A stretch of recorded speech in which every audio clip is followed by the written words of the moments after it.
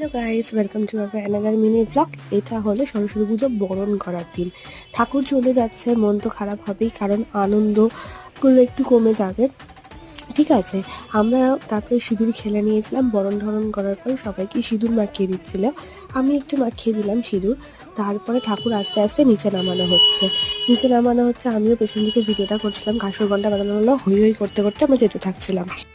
তারপরে গাড়িতে সবাই চেঁচাচ্ছিল, বলো সরস্বতী মাই কি জয়, এরকম করতে করতে এনজয় করছিলাম। দেন খুব মজা হলো। তারপরে ঠাকুর নামানো হলো গাড়ি থেকে। দেন আমরা আস্তে আস্তে গঙ্গার ঘাটের দিকে সবাই মিলে এনজয় করতে করতে নিয়ে নিলাম। একটু কফি খেয়েছিলাম, কফিটা দারুণ বানিয়েছিল, দুর্ধর্ষ। তারপর ঠাকুরকে ঘুরিয়ে নিলাম, যেটা 7 বার ঘোরাতে হয়। দেন ঘুরিয়ে টুরিয়ে নিয়ে আমরা গঙ্গার দিকে নিয়ে গেলাম ঠাকুরকে বিসর্জনের উদ্দেশ্যে।